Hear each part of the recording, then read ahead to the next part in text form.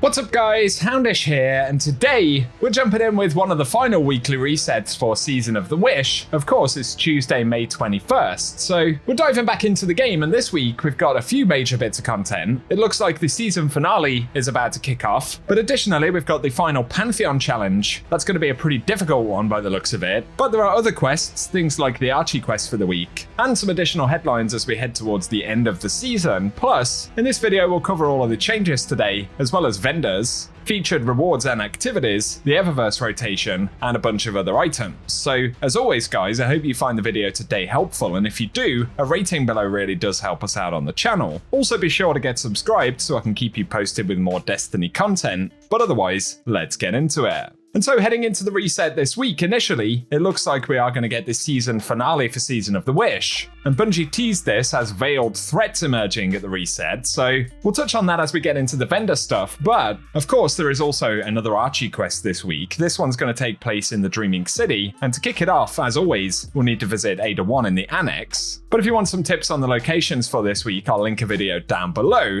And otherwise, we also get the final Pantheon challenge, which is the Nezarec variant, so this will be minus 20 power, and it requires successful encounter completion at Golgoroth, Caretaker, Macrocosm, Atrax 1, Oryx, Rulk, Riven, and then finally Nezarec. And this will award the elevated above Nezarec emblem, as well as raid exotic access and a whole bunch of raid gear. So certainly going to be a difficult one, but let us know if you plan to dive into it this week down in the comment section. And now, as we move on right here, initially, something outside of the game today which is worth mentioning. And while Bungie have gone ahead and revealed a bunch of exotics in trailers, it would appear that we're actually getting a few more exotic armor pieces in the final shape. So Bungie have literally just updated the final shape page, and we can see for the Warlocks there's one called Speaker's Sight, and it simply says study the voice and gaze into the heart. So we don't know exactly what it will do specifically, but cool to get a look at it nonetheless. There will also be the Balance of Power, which is a new set of boots for the Hunter. Into the Traveler, the hunt continues, is the tagline for that one. And lastly, my personal favorite, at least visually right here, and we've got the Wishful Ignorance for the Titans, and every enemy of the Vanguard had a plan until they were punched in the face. Maybe that's the end of the tagline. Not sure. We don't get any more details about the actual abilities for these specific armor pieces. Once again, this does mean that we're getting a total of 2 brand new exotic armor pieces for each character, which is really cool. And that's on top of the exotic class items, so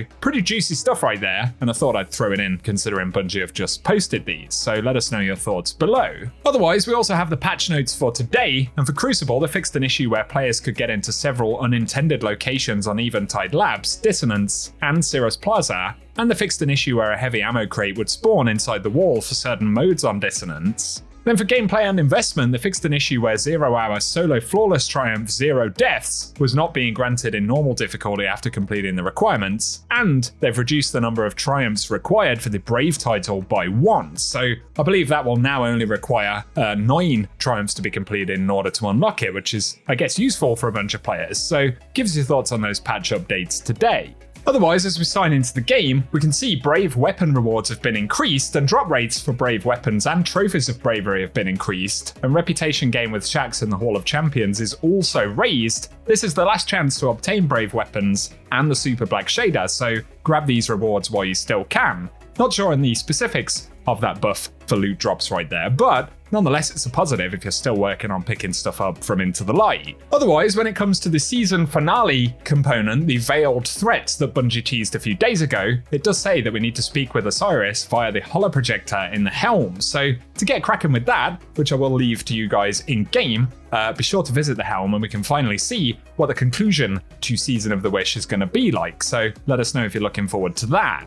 And otherwise, let's get into the Eververse inventory for the week. As always, don't forget that free Bright Dust, and for the front page of Bright Dust items, we've got the Rocket Stomp exotic emote, which is available for 3,250 Bright Dust, so a pretty cool one there. We also have the Powerful Statement ornament for the loaded question right here in the store, which is available for 700 Bright Dust this week. And then there is the Dreaming Shimmer Transmat effect, available for 450 Bright Dust, so we'll preview that one. And for the front page shaders, we've got Amethyst Bloom up first right here. As always, these will cost 300 Bright Dust. And additionally, there is Transcendental Ambition available on the front page this week. But for the second page of Bright Dust items, we've got the Cowbell multiplayer emote for 4,250 Bright Dust this week. On top of that, we've got the chest piece from the Star-Crossed set available this week, the Universal Ornament set, so you can grab those for 1200 Bright Dust. And then the Simulation Shell Exotic Ghost is available for 2850 Bright Dust, certainly a cool one right there.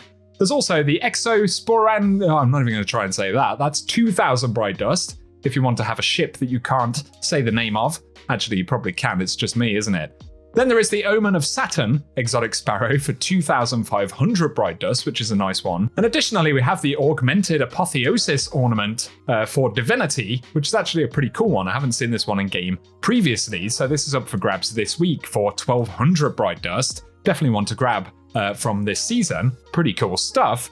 And then moving on, we've got the Time Loss Projection, Ghost Projection here. So we'll have a quick preview of that one. As always, kind of expensive at 1500 Bright Dust. Then there is the Metropolitan Acoustics shader on the second page here. These are all 300 Bright Dust. There's also the Vibrant Medusa available this week. And then moving on, we've got the Empirical Imperative available from back in Season of the Seraph. And the Spark of Joy shader is available here as well, which is rather pink, isn't it? So let us know if you'll grab those. But finally, there is the Past Unearthed Transmat effect for 450 Bright Dust. Additionally, we've got the Cabal Shield Breaker entrance up this week. And very lastly, there is the Catch Flight entrance as well. So let us know what you plan to grab from the Eververse store this reset. To have a quick look at Banshee's featured weapons for today, we've got Whispering Slab with Archer's Tempo and Swashbuckler. There's also the Cartesian Coordinate with Under Pressure and Vorpal Weapon, as well as the True Prophecy, which is Fail Prep Elemental Capacitor, then the Legal Action, which is Moving Target and Thresh, and finally the Palmyra B with Surplus and Explosive Light. So maybe a couple of things to pick up right there, but keep in mind the weapons and rolls will change throughout the course of the week. Archie quest for the week, as always, will begin down here in the annex, so we need to interact with that, and then of course speak to Ada 1.